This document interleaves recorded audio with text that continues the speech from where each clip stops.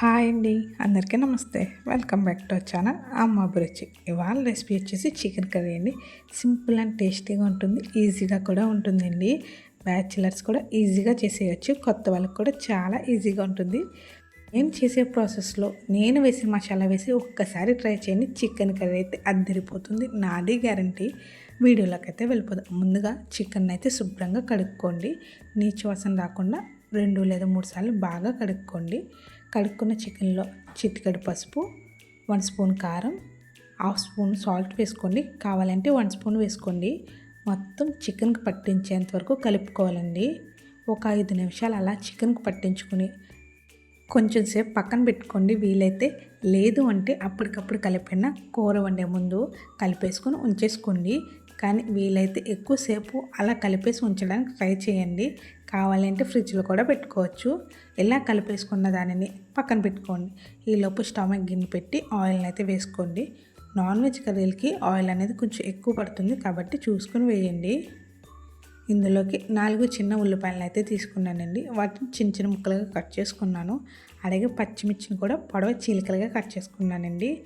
Oil వేడెక్కాక ఇందులో 4 లవంగి మొగ్గలు, 2 యాలకులు, చిన్న దాల్చిన చెక్క వేసుకొని వేపేసుకోండి. అవి వేగాయి అనుకున్న తర్వాత పచ్చిమిర్చిని కూడా వేసుకోండి. అలాగే ఉల్లిపాయ ముక్కలను కూడా వేసుకొని బాగా వేగాలండి. ఉల్లిపాయ ముక్కలు అనేవి బాగా కలర్ చేంజ్ అయ్యే వరకు వేపుకుంటే సరిపోతుంది. మూత పెట్టుకుని ఉల్లిపాయలను అయితే వేపుకోండి. ఇందులోనే హాఫ్ స్పూన్ పసుపును కూడా వేసుకోండి. అలాగే సాల్ట్ని కూడా వేసుకోండి. సాల్ట్ చూసుకుని వేసుకోండి. ఆల్రెడీ మనం చికెన్లో మ్యారినేట్ చేసినప్పుడు సాల్ట్ అనేవి వేసాము కాబట్టి చూసుకుని సాల్ట్ని అయితే వేసుకోవాలండి. మొత్తం ఒకసారి బాగా కలిపేసుకుని మూత పెట్టుకుని ఉల్లిపాయలు అనేవి బాగా వేగాలండి. ఉల్లిపాయలు వేగాక ఇందులోనే 1 స్పూన్ అల్లం వెల్లుల్లిపాయ పేస్ట్ని అయితే వేసుకోండి. ఈ మసాలా పేస్ట్ వేసాక పచ్చివాసన పోయేంత వరకు వేపుకోవాలండి. అప్పుడే బాగుంటుంది.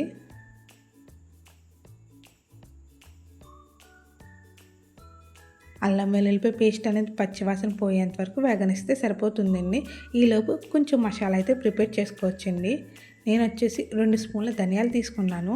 అందులో 1 స్పూన్ జీలకర్ర అయితే వేసుకోండి. 5 లేదా 6 లవంగి మొగ్గలను కూడా వేసుకోండి. ఒక స్టార్ పువ్వు, చిన్న దాల్చిన చెక్కను కూడా వేసుకోండి. ఇందులోనే గసగసాలు 1 స్పూన్ అయితే వేసుకోవాలండి. ఇందులోనే ఎండు కొబ్బరి ముక్కని చిన్న ముక్కని వేసుకుంటే సరిపోతుందండి. మరీ ఎక్కువ అవసరం లేదు. చిన్న ఎండు కొబ్బరి ముక్కని అయితే వేసుకొని ఖచ్చితంగా వేసుకోండి. ఉల్లిపాయలు వేగాక మ్యారినేట్ చేసి పెట్టుకుని చికెన్ అయితే వేసేయండి. ఆ క్లిప్ అయితే మిస్ అయింది, ఏమనుకోకండి. చికెన్ వేసేసి మొత్తం కలిపేసుకున్నాక 2 రెబ్బల కరివేపాకును కూడా వేసేసి మళ్ళీ ఇంకొంచెం సేపు కలుపుకోండి. ఏమీ వేయలేదండి. ఉల్లిపాయలు మగ్గాయి అనుకున్న తర్వాత చికెన్ అయితే వేసేసాను. అలాగే 2 రెబ్బల కరివేపాకును కూడా వేసుకున్నాను. అది కూడా కొంచెం సేపు వేగాక కారాన్ని అయితే వేసుకోండి. చికెన్ కర్రీలో కారం ఎక్కువ వేసుకోవడానికి ట్రై చేయండి. కర్రీ చాలా బాగుంటుంది. 2 స్పూన్ల కారాన్ని అయితే వేసుకున్నాను. కారం వేసేసాక ఒక్కసారి కలిపేసుకోండి. కారం వేసాక పచ్చివాసన పోయేంత వరకు ఉంచితే సరిపోతుందండి. మీరు కనుక ఫస్ట్ టైం నా ఛానల్ చూస్తుంటే వీడియో నచ్చితే లైక్ చేయండి, షేర్ చేయండి. మన ఛానల్లో ఉన్న వీడియోస్ని కూడా చూసేయండి. ఖచ్చితంగా వెళ్తా ఛానల్ సబ్స్క్రైబ్ చేసుకుని వెళ్ళండి. మరిన్ని వీడియోల కోసం పక్కనే ఉన్న బెల్ ఐకాన్ నొక్కండి. ఇంకొంచెం మగ్గింది అనుకున్న తర్వాత వాటర్ని వేసుకోండి. వాటర్ అనేది ఎక్కువ వేసుకోకండి. ఆల్రెడీ చికెన్లో వాటర్ ఉంటుంది కాబట్టి చూసుకొని వాటర్ని అయితే వేసుకోండి. నీళ్ళు బాగా మరుగుతున్నప్పుడు ముందుగా చేసి పెట్టుకున్న మసాలా పేస్ట్ని 2 స్పూన్లు అయితే వేసుకున్నానండి. కొంచెం ఘాటు ఎక్కువ తింటాను అంటే ఇంకొక స్పూన్ యాడ్ చేసుకోండి. మొత్తం ఒక్కసారి కలిపేసుకుని సాల్ట్ సరిపోయిందా లేదా ఎప్పుడో చెక్ చేసుకోవాలండి. మూత పెట్టుకుని ఆయిల్ పైకి తేలేంత వరకు దగ్గరికి ఉడకనిస్తే సరిపోతుందండి. అంతేనండి. చాలా చాలా easy and tasty chicken curry అయితే రెడీ అయిపోయింది. చాలా బాగా వచ్చిందండి. మీరు కూడా ట్రై చేసి మీకు ఎలా వచ్చిందో కామెంట్ చేయండి. ఖచ్చితంగా వెళ్తా ఛానల్ సబ్స్క్రైబ్ చేసుకుని వెళ్ళండి.